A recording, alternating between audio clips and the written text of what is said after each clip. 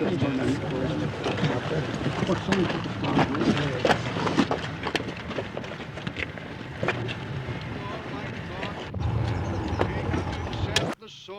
dead, and behold, I am alive. Pastor saying that this will...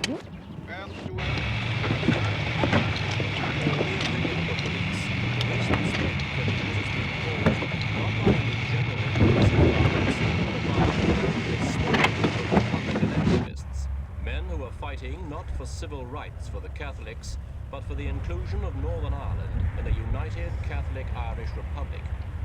They too have had dead to bury.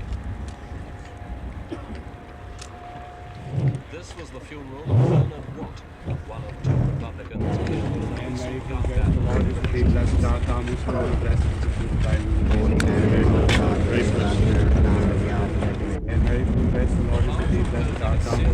gun security forces, the Republicans have changed or are changing the course of the Northern Ireland conflict, bringing the United Ireland issue to the fore and relegating the civil rights campaign to virtual obscurity. But the division is still between Catholics and Protestants. Holding the ring in this increasingly bitter confrontation is the British Army, which has received little praise and considerable blame from both sides. The Catholics in particular have complained that army house-to-house searches have been conducted with undue brutality.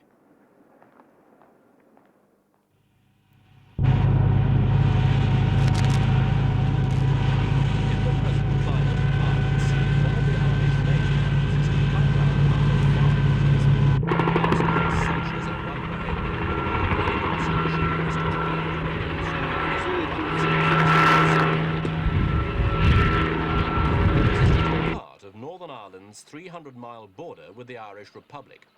It's common knowledge that guns do come from the south, but tracking down the gun runners is no easy task. Helicopter patrols help, but even the army admits that in country like this, there's no way to stop a man walking over the border at night with a load of weapons and being met on the other side by a contact in a car.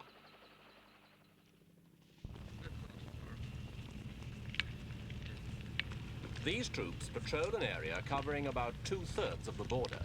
In the 2 years they've been here, they've not succeeded in catching any lines actually getting across. A record which is not quite as bad as it sounds.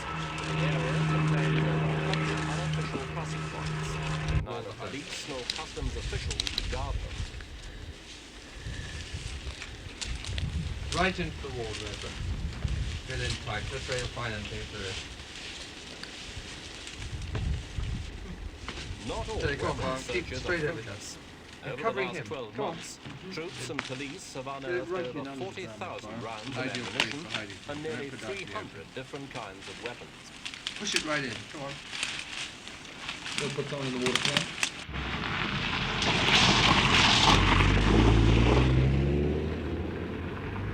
In this continuing roadblocks are a wearisome but necessary precaution. Will you must mind switching off, please? Could I have your name? What's that? Have you got a driving license or anything on you? Any form of identification? So you can't prove who you are? You can't. Okay, could you just open the boot first, please?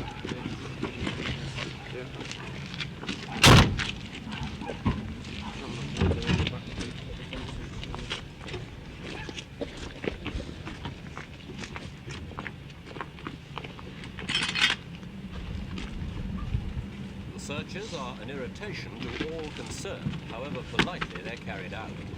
But the troops know the effort's worthwhile. Every weapon captured here at the border means one less to cope with in the streets of Belfast or London.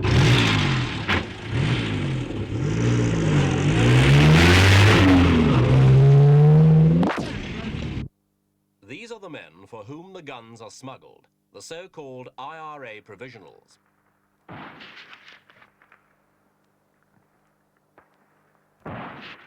These Catholic freedom fighters are a breakaway group of the Irish Republican Army.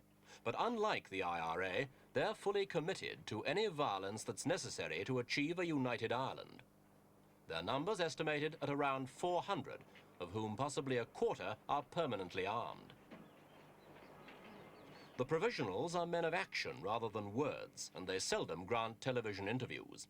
But our reporter, Minister of Northern did Ireland succeed in said talking to in one of them. effect that there's now a war on between He British began by troops asking him and if the he agreed IRA. with Northern Ireland's Prime Do you Minister see that yourselves the as at conflict war with the had British now Army? become a war?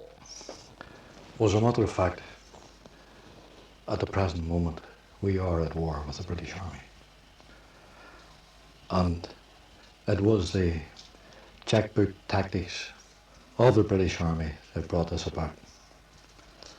Are you objecting to the British Army as a symbol or as individuals? Well, as individuals, we have absolutely no animosity against any individual soldier.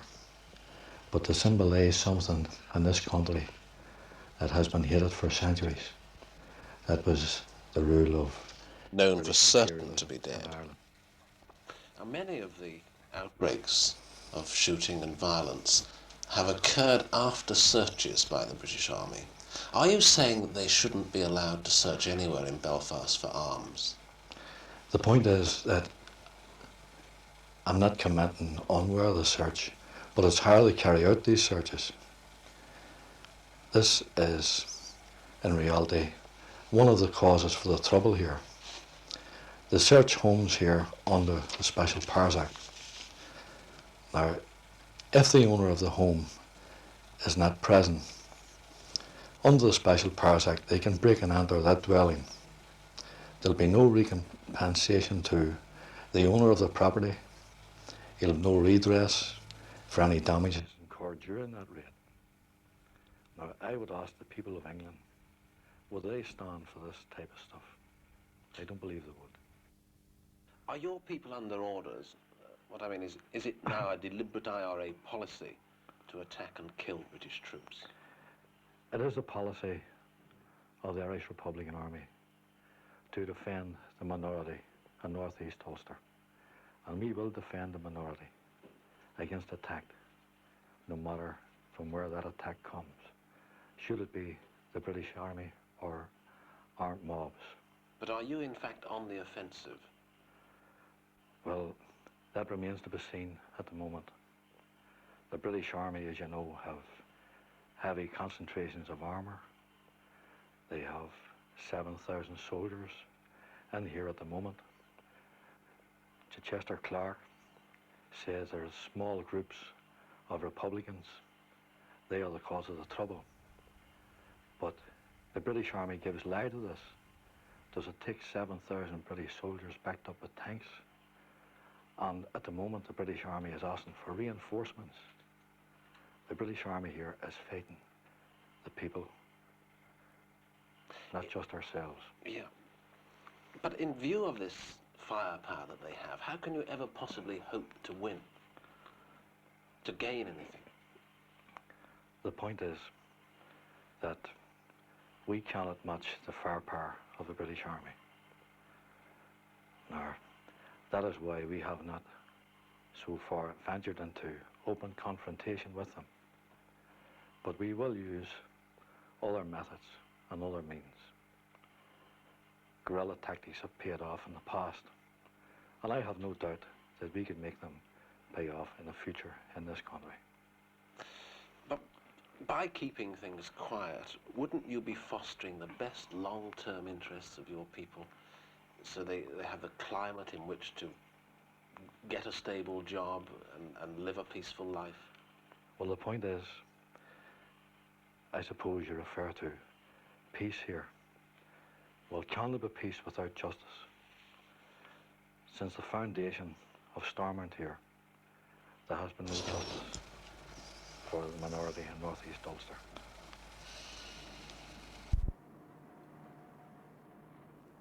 The pursuit of justice by Catholics and Protestants alike is an expensive operation, both in lives and in property. The cost of the riots in 1969 and 1970 has been put at nearly £5.5 million, and the bills increasing daily. The damage goes deeper than broken windows or looted shops. Prolonged civil unrest scares off investors and industrialists, depriving Northern Ireland of the new jobs which it needs more than any other area of Britain. Unemployment here is over 9%, more than twice the rate for Britain as a whole. But in the present political climate, foreign firms are understandably reluctant to set up new factories. Even when new industries do appear, they tend not to create new jobs, but to attract workers from older industries, such as shipbuilding and textiles. This mill, in one of Belfast's most troubled areas, will soon close down, putting 450 people out of work. In the past 6 months, 14 firms have closed down and 1,300 workers made redundant. The government's fighting back with generous incentives for new industries. But in spite of this, the Minister for Commerce, Mr. Bradford, is not happy about the immediate future. I'm worried because the future of industrial development in Northern Ireland really depends on whether we can restore the reputation of Northern Ireland and whether we can remove the fears which industrialists entertain about coming to Northern Ireland. And this boils down to getting rid of the violence on our streets and eliminating this picture of political instability. How many new foreign firms, in fact, came to Ulster last year? Very, very few. I think there was only one firm which came to Ulster, although we promoted 6,500 new jobs, and that was well up to the average of the previous 3 or 4 years, again, incredibly. 90% of those came from expansions of existing industry. We only had one new firm, and that was a British firm, one totally new firm, which had no connection either through its product or through its industrial affiliations with Northern Ireland. One new firm that came here and established last year, and that is the measure of our problem. This was to have been the year Northern Ireland established its international image with a publicity campaign called Ulster 71. The day the campaign opened, riots began afresh, and the Ulster 71 exhibition, due to open on this site in May, is threatened with disruption from left-wingers, who see it as a celebration of 50 years of Protestant power.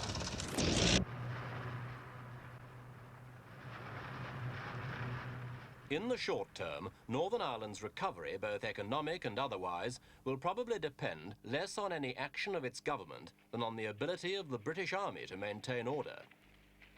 The last time British troops found themselves in a position like this, the setting was Aden, and before that, Cyprus. Neither example is likely to give encouragement to the British or Northern Ireland governments. There's no easy solution. Members of the original IRA talk in terms of a political process lasting perhaps 10 years. The Provisionals hope to shoot their way to victory in well under half that time. For the moment, it looks as if the battle will be fought out not in Parliament, but in the streets.